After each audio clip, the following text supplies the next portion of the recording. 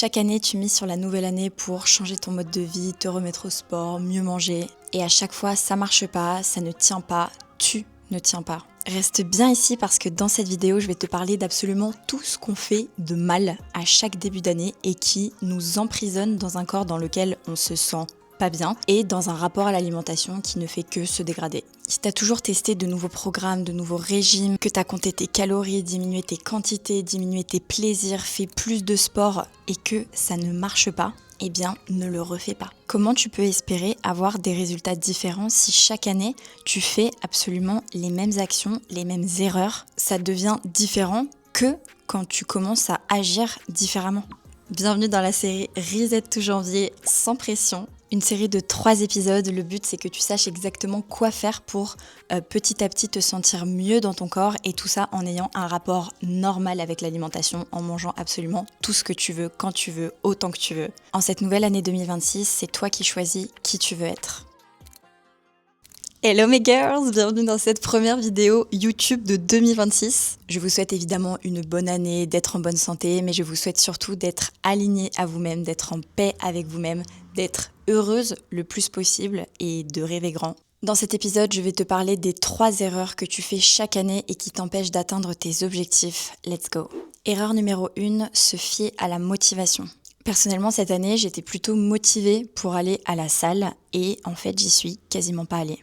Tout le début de 2025, j'avais une préparation pour un Ironman et en fait, j'ai juste pas pu combiner la prépa Ironman plus la salle de sport, sachant que j'avais mes études, mon mémoire, mon stage, la création de contenu, mes coachings, bref. Ensuite est arrivé l'été et l'été, en fait, je ne vais jamais à la salle de sport ou alors je fais quelques mouvements s'il y a de quoi faire, par exemple, du sport en extérieur. Mais c'est vraiment un moment où j'en profite à chaque fois pour couper, pour profiter de ma famille, pour nager, pour aller peut-être courir, marcher, faire du vélo, faire du kayak, juste bouger en fait. Ensuite, en septembre, j'ai déménagé en Guadeloupe et là, je me suis réinscrite à la salle de sport. Là, pour le coup, j'étais hyper motivée, j'avais hyper envie. Mais en fait, très rapidement, il y a des amis qui sont venus nous rendre visite. Et là, il fallait que je dose un petit peu les temps que je passais avec eux à profiter et les temps en fait où je devais travailler puisque maintenant, la création de contenu et les coachings sont mon métier à plein temps. Et une fois qu'ils étaient partis, j'ai chopé la dingue. Ensuite, je suis rentrée pour les périodes de Noël. Et à Noël, c'est pareil, je fais comme l'été, je vais pas du tout au sport, je profite de ma famille à fond, je les vois pas souvent. Donc au final, tu vois, j'étais motivée pour aller à la salle de sport et si on compte le nombre de séances de sport que j'ai dû faire en 2025, je pense que ça doit être que dalle. Ça doit être l'année depuis que je vais à la salle de sport, depuis 2018 où j'ai le moins fait de séances. Après, ça s'explique aussi par le fait que j'en ressens pas nécessairement le besoin étant donné que je me sens bien dans mon corps. Mais je sais que c'est quelque chose qui me fait du bien, que ce soit sur le moment à très court terme, sur le moyen terme avec la sortie de la salle de sport, l'énergie dans laquelle ça me met sur la semaine et aussi à très long terme avec toutes les questions de santé, de longévité. Mais si tu n'as que la motivation et que tu n'as pas décidé de mettre en place les actions pour faire ce que tu dois faire, il n'y a aucune raison en fait que j'aille à la salle. À l'inverse, je n'étais pas motivée pour cet Ironman. Je ne l'ai fait que pour une seule raison, c'était passer du temps avec mon mec qui de base allait faire cet Ironman et faire cette prépa tout seul et que j'étais bien en train de réaliser que les seuls temps qu'on avait en commun, c'était du temps où il allait pédaler dehors pendant 3 heures. Bref, j'étais clairement pas motivée pour m'entraîner 15 heures par semaine, pour aller nager dans le froid quand il neige, pour aller faire du vélo quand il pleut, pour aller courir quand il fait nuit. Et pourtant, je l'ai fait quand même parce que j'avais pris un engagement envers moi-même. Au-delà du fait que la motivation n'est clairement pas le plus utile, je pense que parfois, ça peut même être notre pire ennemi. On attend le moment parfait, le moment où toutes les étoiles vont s'aligner, le moment où on aura toutes les conditions nickel pour pouvoir enfin commencer. Mais il n'y aura jamais de moment parfait. Il y aura toujours des imprévus. C'est horrible ce que je vais dire, mais il y aura toujours des maladies, il y aura toujours aussi peut-être des vacances. Il y aura toujours en fait des moments où tu n'auras pas les mêmes priorités tout au long de ton année. Et c'est normal. Mais le but, c'est pas de faire un programme ou de faire un régime pendant un temps défini.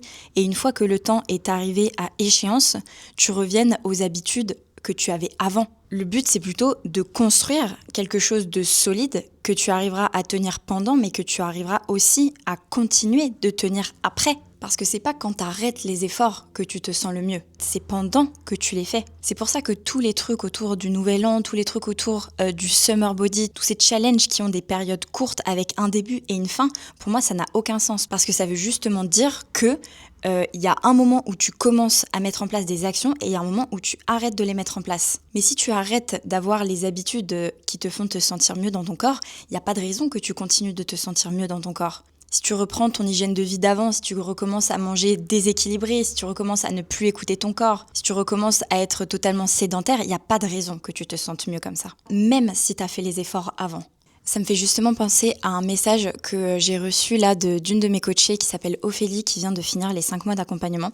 Je vous montre un petit peu parce que en fait c'est exactement de ça dont elle parle. Bon, elle a perdu 4 kilos, 7,5 cm, etc. Ok. À côté de ça, elle parle d'habitudes qui ont été mises en place au niveau du sport, de l'alimentation, un rapport à l'alimentation réparé, un nouveau rythme de vie. Mais surtout, c'était cette partie-là du message que je voulais vous montrer. Elle explique qu'au milieu de tout ça, elle a eu 2 gros arrêts sportifs à cause de son dos, 1 mois et demi de vacances, un mariage, elle s'est mariée au milieu, les fêtes de Noël avec raclette, fondue, plein de chocolat, elle a mangé des pizzas quand elle en avait envie, des desserts au restaurant, des brunchs, le week-end, etc. Et en fait, c'est ça la clé, c'est de comprendre que ces imprévus, en fait, c'est juste les événements de la vie normale, font partie de la vie, vont continuer à faire partie de la vie. Et c'est pas parce qu'il t'arrive ces événements-là que à chaque fois tu dois tout arrêter, qu'à chaque fois tu dois repartir de zéro, mais tu dois plutôt comprendre comment intégrer tous ces événements-là à l'intérieur de tes habitudes et que tout ça en fait fasse partie de ton équilibre sur l'année, sur la vie. Donc si à chaque fois t'attends la motivation, le moment parfait pour te lancer, tu risques peut-être d'attendre très longtemps. Et ensuite, quand elle arrive, et ben là c'est le moment où il faut tout donner. Là, on y va à fond, on change toutes nos habitudes, on se met à fond dans le sport et en fait, on s'épuise et on abandonne. Parce que quand elle repart, eh bien, on lâche, on arrête, on fait des pauses et c'est là qu'on se dit « purée, je suis qu'une merde », on culpabilise, on est déçu de nous et en fait, c'est soit on fait tout parfait, soit on fait rien du tout. Il n'y a pas d'entre-deux. Mais en fait, dans la vie, vaut mieux fait que parfait. Et d'ailleurs, dans mon accompagnement, quand j'ai des filles hyper motivées qui veulent rentrer dans l'accompagnement à fond et tout, moi je suis plutôt du genre à les calmer un petit peu, à modérer le truc. Moi je cherche pas des filles motivées, je cherche des filles qui ont besoin de changer profondément. Parce qu'une fille très motivée, en fait, elle va sauter sur le premier truc hyper marketing pour changer très rapidement, drastiquement, maintenant. Et nous en arrivons à la deuxième erreur. Penser que tout va se jouer dans un ingrédient magique, un programme parfait, une alimentation miracle. Telle séance, tel exercice, tel tempo, telle façon de s'entraîner. Ces aliments, il faut les manger absolument. Ces aliments-là, il faut pas les manger du tout. Il faut manger anti-inflammatoire, il faut faire une détox. Il n'y a pas de cheat code. Désolée. Par contre, effectivement, il y a des gens qui vont vous promettre monts et merveilles. Des avant-après de malades, mais pas de après-après. Parce qu'avoir un avant-après spectaculaire dans un temps réduit, en fait, c'est plutôt simple. Et je pense que n'importe quel coach peut mettre en déficit calorique de temps telle personne, avoir un avant-après de fou. Si tu fais pas les choses dans un objectif de santé, dans un objectif long terme, dans un objectif d'avoir un rapport sain avec l'alimentation, et que tu t'en fous de ce qu'il y a après, une fois que tu as vendu ton truc, eh bah oui, tu peux te permettre d'avoir un avant-après de fou. Mais faites toujours attention aux conséquences et à ce qu'on ne voit pas forcément sur une photo. Parce que parfois, tu peux perdre beaucoup de poids en très peu de temps grâce à quelqu'un et en fait les reprendre derrière et avoir complètement saccagé ton rapport à l'alimentation. Et moi, c'est quelque chose que je retrouve vraiment chez les filles que j'ai en accompagnement.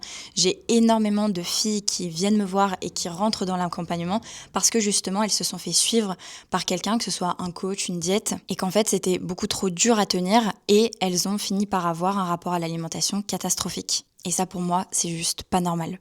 Pour moi, ça, c'est très triste. C'est juste quand le côté financier a pris le devant sur l'éthique. Et au niveau des réseaux sociaux, il y a un peu une dynamique semblable au niveau de la visibilité. Sur les réseaux sociaux, tu buzzes quand t'es à contre-courant. Quand une personne va te dire « il faut absolument pas manger de flocons d'avoine, de produits laitiers, il faut absolument que ton mode de vie soit carnivore », des trucs qu'on n'a pas forcément l'habitude d'entendre, bah forcément, ça va retenir l'attention et derrière, tu peux avoir plus de visibilité. Et c'est pareil, pour retenir l'attention, si tu vas dire « tel aliment, il faut surtout pas le manger, tel aliment, il faut absolument le manger, tel exercice, c'est le truc qui va te faire développer ton fessier en machin », ça capte l'attention. C'est humain et en fait, quand on scroll, c'est ça qui fait qu'on arrête de scroller. Et effectivement, tu besoin quand tu dis aux gens d'équilibrer leurs assiettes, d'essayer d'écouter leurs sensations alimentaires, de guérir leur rapport à l'alimentation, de travailler sur leur rapport au corps. Gardez toujours en tête, peu importe le sujet, que ce qui reste hyper important, c'est la nuance. Et s'il y a quelqu'un, peu importe le format, qui n'apporte aucune nuance dans ce qu'il est en train de dire